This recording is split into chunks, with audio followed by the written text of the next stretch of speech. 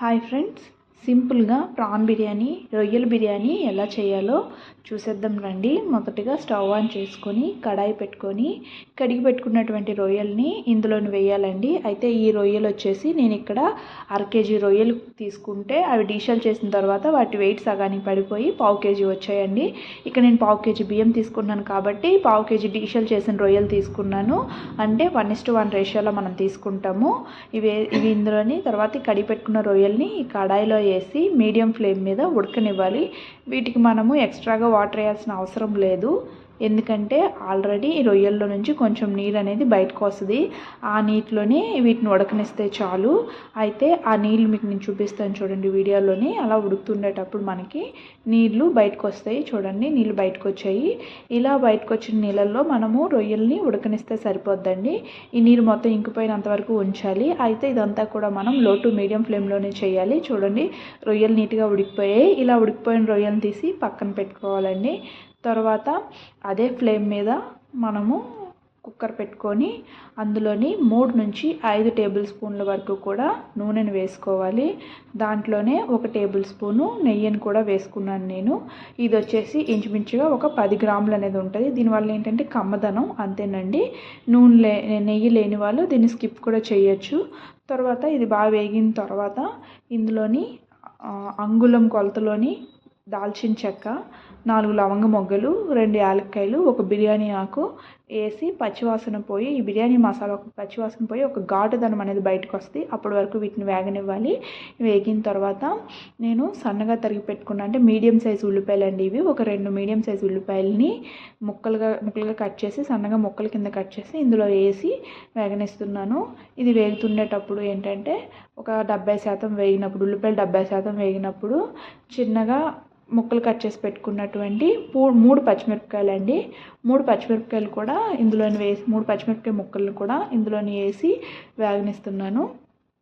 ఇవన్నీ కూడా పచ్చిమిరపకాయలు, ఉల్లిపాయలు ఇవన్నీ కూడా వేగిన తర్వాత ఇందులోని ఒక 2 టేబుల్ స్పూన్ల వరకు జింజర్ గార్లిక్ పేస్ట్ వేసి పచ్చిదనం పోయినంత వరకు కూడా వీటన్నిటిని కూడా వేగనివ్వాలి.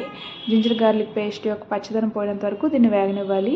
చూడండి, నూనె అనేది ఈ జింజర్ గార్లిక్ పేస్ట్ నుంచి బయటకు ఎప్పుడైతే వస్తుందో, అంటే బయటకు ఎప్పుడైతే తేలుతుందో మనకి ఈ జింజర్ గార్లిక్ పేస్ట్ అందులోని వేగినట్టే. అక్కడితోనే దీని యొక్క పచ్చిదనం అనేది పోయినట్టు మనకు అర్థమవుతుందండి. మనం అబ్జర్వ్ చేస్తే మనకు అర్థమవుద్ది. చూడండి, నూనె పైకి తేలిపోతుంది. ఈ స్టేజ్లోని పక్కన ఉడకపెట్టి పెట్టుకున్నాం కదండి రొయ్యలు, ఆ రొయ్యలు తీసేసి ఇందులోని వేసి ఒక 3 నిమిషాల పాటు వేగనివ్వాలండి. ఈ స్టేజ్లోనే నేను పక్కన ఉడకపెట్టి పెట్టుకున్నటువంటి రొయ్యలు ఉన్నాయి కదా, ఆ రొయ్యలన్నీ కూడా ఇందులోనే వేసేసి వేగనిస్తాను. ఇదేంటంటే కొంచెము మనకి ఇందాడంతా ఇది నీటిలోని కదండి బాయిల్ అయ్యింది. ఇప్పుడు ఈ నూనె, ఈ మసాలా ఇదంతా కూడా రొయ్యకి అంటాలి. అందుకోసం ఒక 3 నిమిషాల వరకు కూడా ఇందులోని వేసేసి మామూలుగా మొత్తం కూడా కలుపుకొని పెట్టుకొని ఉంచాలి. ఈ స్టేజ్లో 3 నిమిషాల తర్వాత మనకి రొయ్య వచ్చేసి పైన ఒక ఎర్రగా ఒక క్రిస్పీ లేయర్ అనేది మనకి తెలుస్తుందండి. ఆ స్టేజ్ వచ్చిందంటే రొయ్య వేగిపోయినట్టే. ఇంకా ఆ స్టేజ్ తర్వాత మనము ఒక పెద్ద టమాటా, నేను ఇక్కడ పెద్ద టమాటా తీసుకున్నాను, చిన్న చిన్న ముక్కలుగా కట్ చేసి తీసుకున్నాను, దాన్ని ఇందులో వేసానండి. ఇదేంటంటే ఇప్పుడు వస్తున్న టమాటాల్లోని జ్యూస్ అనేది రాదు, జ్యూస్ అనేది దిగదు, మెత్తబడ్డ టమాటా. అందుకోసం ఇలా పిసికేసి వేయాల్సి వస్తుంది. చిన్న చిన్న ముక్కలుగా తరుక్కున్న వాటిని ఇలా పిసికేసి వేసి కొంచెం ఉప్పు కానీ దాని మీద కానీ చల్లుకున్నట్లయితే టమాటా మెత్తబడి త్వరగా మనకి వేగుతుందండి. ఇవ్వండి, నేను ఒక పెద్ద సైజు టమాటా తీసుకొని వేసి మొత్తం ఇందులో అంతా కూడా కలిపాను. ఇలా కలుపుకున్న తర్వాత లైట్గా కొంచెం ఉప్పు కూడా వేసుకున్నాను. దీనివల్ల టమాటా ముక్క అనేది మెత్తబడుతుంది. సో అలా వేసి దీన్ని మొత్తాన్ని కూడా బాగా కలుపుకున్నాను. టమాటా అనేది మెత్తబడిన తర్వాత ఈ స్టేజ్లో చూడండి, నేను మీకు చూపిస్తాను. టమాటా వచ్చేసి మెత్తబడుతుంది.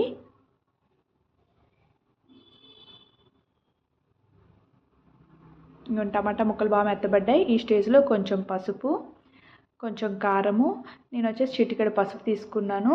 తర్వాత కారము, ఈ కారం వచ్చేసి ఒక 2 టేబుల్ స్పూన్ల వరకు పడుతుందండి. ఒక 2 టేబుల్ స్పూన్ల కారము. దాని తర్వాత కారం తర్వాత గరం మసాలా. ఇక్కడ నేను వచ్చేసి గరం మసాలాని స్కిప్ చేసేసానండి, ఎందుకంటే నేను బిర్యానీ మసాలా వేసుకుంటాను కాబట్టి నేను గరం మసాలాని స్కిప్ చేసేసాను. మీరు కావాలి అనుకుంటే ఈ స్టేజ్లో మీరు గరం మసాలా కూడా వేసుకోవచ్చు. ఇవన్నీ కూడా వేసిన తర్వాత ఇవన్నీ కూడా బాగా అన్నిటికీ పట్టేలాగా మొత్తం గరిటతో మొత్తం అంతా తిప్పుకోవాలి.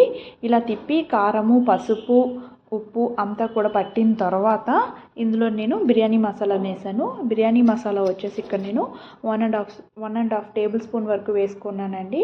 ఇది సరిపోద్ది పావు కేజీకి. ఇది ఇంట్లో తయారు చేసినటువంటి బిర్యానీ మసాలా. ఇక్కడ మనకి షాప్లో కూడా దొరుకుతుంది, షాప్లో నుంచి తెచ్చుకున్నా కూడా ఇలా వేసుకోవచ్చు. ఈ స్టేజ్లో వేసుకోవాలి. వేసిన తర్వాత ఇది కూడా అన్నిటికీ కూడా పట్టేలాగా మొత్తం అంతా కూడా కలుపుకోవాలి. ఇలా కలిపేసి పెట్టుకున్న తర్వాత నేను రైస్ ఉంది కదండి, నేను 2 గ్లాసులు రైస్ తీసుకుంటున్నాను. ఇది వచ్చేసి పావు కేజీ కొలత అండి. బాగా కడిగి పెట్టేసుకున్న తర్వాత ఈ రైస్ నీట్గా కడిగిన తర్వాత ఈ కుక్కర్లో వేసాను. ఈ కుక్కర్లో వేసి ఈ రైస్ని కూడా నీట్గా బాగా మసాలా మొత్తము అంతా కూడా అంటేలాగా నీట్గా గరిటతో కలుపుకోవాలండి. ఇక్కడ నేను వచ్చేసి తీసుకున్న గ్లాసు నేను మీకు చూపిస్తాను. అంటే బియ్యం ఏ కొలతతో అయితే తీసుకున్నానో ఆ కొలత ఒక గ్లాస్ తీసి చూపిస్తాను. ఇదిగోండి ఇదేనండి. ఈ గ్లాస్తో 2 గ్లాసులు తీసుకున్నాను బియ్యాన్ని. 2 గ్లాసుల బియ్యానికి వచ్చేసి 4 గ్లాసుల నీళ్ళు పడుతుందండి. ఇది రొయ్యలు కాబట్టి ఆల్రెడీ ఉడికిపోయి ఉంది కాబట్టి నేను ఇక్కడ మొత్తము రైస్కి మాత్రం కావాల్సినటువంటి నీటిని మాత్రమే తీసుకున్నాను. మొత్తం 2 గ్లాసుల బియ్యానికి 4 గ్లాసుల నీళ్ళు వేశాను. ఈ 4 గ్లాసుల నీళ్ళు వేసి మొత్తం అంతా కూడా కలుపుకోవాలండి. మొత్తం అంతా కలుపుకున్న తర్వాత ఈ స్టేజ్లోని మనకేమైనా సరే ఉప్పు చూసుకొని, ఉప్పు కానీ సరిపోకపోతే మనం ఈ స్టేజ్లోని ఉప్పును కూడా వేసుకోవచ్చు. నాకు వచ్చి కొంచెం ఉప్పు అనేది తక్కువైంది కాబట్టి కొంచెం ఉప్పు వేసి మళ్ళీ మొత్తం అంతా కూడా కలిపి అందులోని ఉప్పు ఇక్కడే మనం సెట్ చేసుకుంటాము ఎంత ఉప్పు పడుతుంది అనేసి. ఇక్కడ ఉప్పును సెట్ చేసుకున్న తర్వాత పక్కన తరిగి పెట్టుకున్నటువంటి పుదీనా ఆకులు, కొంచెంగా కరిగి పెట్టుకున్నటువంటి కొత్తిమీరని కూడా ఈ స్టేజ్లో వేసేస్తామండి. ఇవన్నీ నేను కొత్తిమీర, పుదీనా ఆకుల్ని వేసేసాను. వేసిన తర్వాత కుక్కర్కి క్లోజ్ చేసేసి లిడ్ పెట్టేసి విజిల్ ఫిట్ చేసేయడమేనండి. ఇలా ఫిట్ చేసిన తర్వాత కొంచెం హై ఫ్లేమ్లోనే పెడతాను నేను ఎప్పుడు కూడా. హై ఫ్లేమ్లోని మొత్తం కూడా 4 విజిల్స్ వరకు వస్తే సరిపోతుందండి. 4 విజిల్స్ హై ఫ్లేమ్లో పెట్టినప్పుడు 4 విజిల్స్లోని వచ్చేసిన తర్వాత ఇవన్నీ చూడండి విజిల్స్ కూడా వచ్చేసాయి. సో ఆల్మోస్ట్ మనకి బిర్యానీ రెడీ అయిపోయినట్టే ఉంది. 4 విజిల్స్ తర్వాత ప్రెషర్ మొత్తం బయటకు వెళ్ళిపోయిన తర్వాత క్యాప్ తీసి మీకు చూపిస్తాను. బిర్యానీ చూడండి ఎంత టేస్టీగా వచ్చిందో. చూడడానికే మనము ఏ ఐటమ్ అయినా సరే చూసే చెప్పచ్చు చాలా వరకు కూడా అది ఎలా ఉంటుంది అనేది. ఇగోండి ప్రాన్ బిర్యానీ, వేడివేడి ప్రాన్ బిర్యానీ రెడీ అయిపోయింది. చూస్తుంటే నోరు ఊరిపోతుంది. చాలా టేస్టీ ప్రాన్ బిర్యానీ రెడీ అయిపోయింది. దీని పక్కన చికెన్ కానీ లేదా అనుకుంటే మటన్ కానీ ఇంకేదైనా సరే పెట్టుకొని హాయిగా చక్కగా తింటే భలే టేస్టీగా ఉంటుందండి. ఇదైతే సింపుల్ ప్రాన్ బిర్యానీ రెడీ అయిపోయింది. అయితే ఈరోజు మీ ఇంట్లో స్పెషల్ ఏంటో నాకు కామెంట్ చేయండి. ఈ టైప్ బిర్యానీని ఈ స్టైల్లో మీరు కూడా ఇంట్లో ట్రై చేసి ఎలా ఉందో నాకు కామెంట్ సెక్షన్లో చెప్పండి. టాటా బాయ్.